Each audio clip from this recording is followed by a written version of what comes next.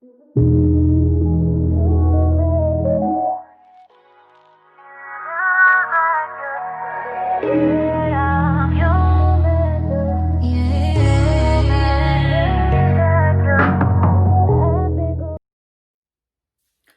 up, YouTube? Welcome back to my channel. Today I am doing a story time. Yes I am. Before I get into this video, don't forget to like, comment, click the notification bell so you can get notified every time I post a new video. Yeah. So today's story time is gonna be recently I was on the phone with my grandma and we were just talking, and then she brought up something and it really pissed me off. So I'm gonna tell y'all about that story time. I'm gonna tell y'all about that in the story time today, and I'm gonna get started. So I was on the phone with my grandmother and we were just talking. It was about an hour into the conversation or whatever, and we was talking about all her grands being really smart, which is the truth. All her grands are really, really smart. Now, what we do with our smartness, our knowledge, is our business. So, not all of us went to college. Me being one of them. I did not go to college. I should have, but I didn't. And it's just my take on things. Like, everybody don't need a college degree to make it in life, okay? I don't have a degree yet, but I'm working on something. Now, my grandma made the comment. Well, let me back up. So, I didn't like school growing up. Me personally, I just didn't fuck with school. I just didn't like it. Literally, I didn't like school. But I finished, and that's all that mattered. I graduated. Now, I've been told growing up that I wouldn't have graduated from high school. I was going to be like my mother. I wasn't going to amount to anything. I've been told that plenty of times in my life, even as a child. Now, my ninth grade year, I struggled a lot. Like, I really struggled needing attention, always, getting sick. So, hearing that just made me just say, what the fuck? Like, why am I even in school? Why should I do my work? So, my ninth grade year, I failed the first 2 quarters. I was in honors, and it was hard, especially when my brain was so consumed of negative things. Like, nothing at home was going right. It was just bad, like bad. But I knew I needed to graduate from high school to make something of myself, to prove these people wrong. Now, fast forward to me graduating from high school. My grandmother, my dad's mom, now his family really didn't care for me. I don't know why, but that's a story time for another day. They really didn't care for me, and if they did, they had a hard time showing it. It's not the way you treat children, because I was a child and I was very vocal, and I always been that way, and I will always be that way. If I don't like something, I'm going to say I don't like it. You're not going to speak to me any kind of way. You're not going to,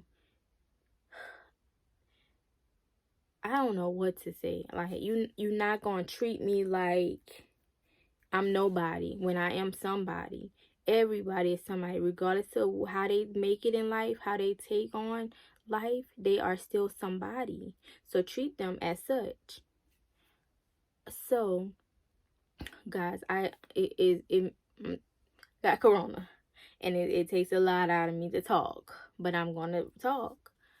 So, my grandma told us, like, either days before I graduated or either at my graduation, once I came out the stage or whatever, she told us that she was fighting cancer again, breast cancer. So she was just letting us know. Now, my oldest sister went back to college. She came home for my graduation, but she went back to college, I do believe. and my sister went to Michigan State. So that's not an hour away or 2 hours away. Michigan State, from where I'm from, was 13 hours plus away from home for my sister. So she couldn't stay with my grandmother. And then I had a cousin, not an older cousin, a young cousin. She was still in high school, so it wasn't really much she could do. Now, the rest of the cousins was way younger, so it wasn't nothing that they could do.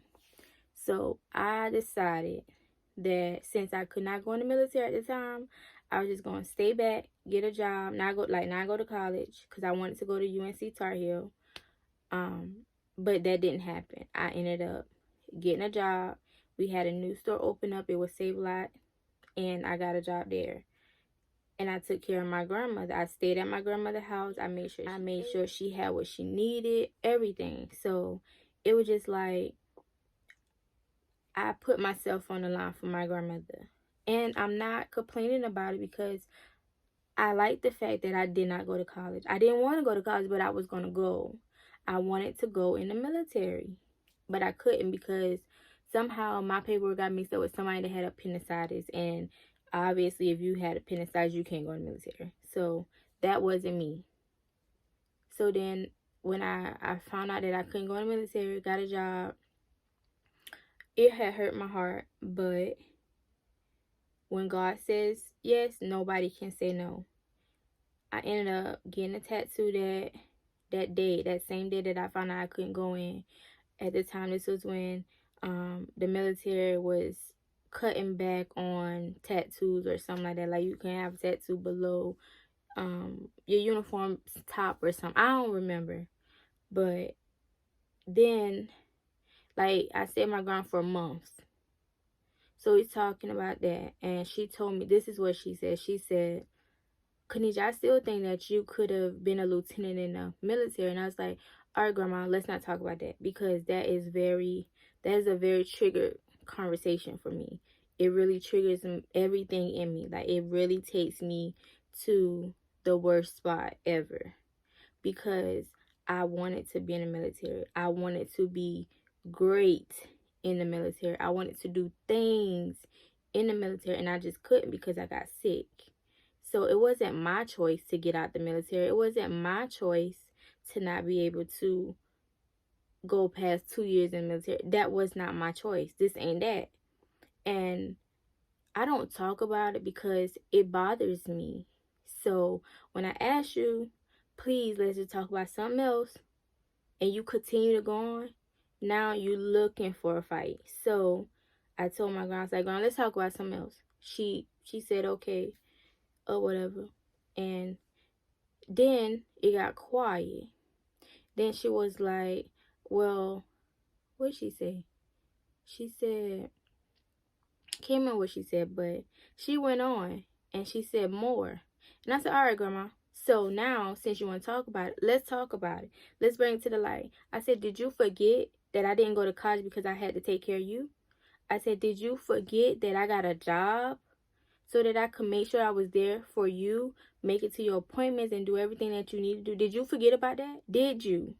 So then she's like, Kanisha, all right, let's just talk about something else. Let's talk about something else. Just cut it out. I was like, no, because when I asked you to cut it out, you kept going. You kept talking. I told you I didn't want to talk about it. No, you kept going. So let's talk about it. Let's bring it to the light. And I didn't mean to, like, come off like that, but I already warned you. Let's talk about something else that bothers me. That subject bothers me. And you continue to go on. So now, let's talk about it. I never mentioned this to her before. Despite everything she did, everything she didn't do, I never mentioned that to her. Never threw it up in her face. Never. Because my intentions were pure. My intentions were to take care of her. None of the other grands could do it. I was the only one that could possibly do it. And I did what I had to do for her. You see what I'm saying? So it gets quiet on the phone. And then she goes, but you didn't have to. What? What you mean I didn't have to? Because who else was? Your son was not there. He stayed in Charlotte, North Carolina.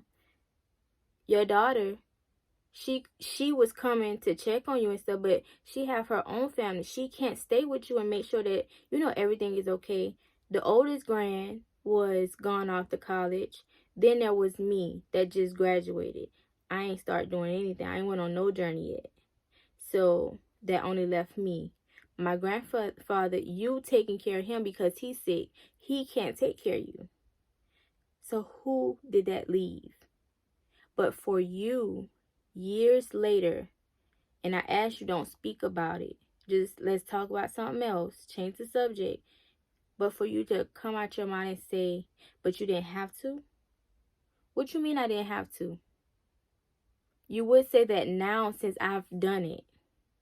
Since I paused my life at the time to take care of you. Now let's get into it.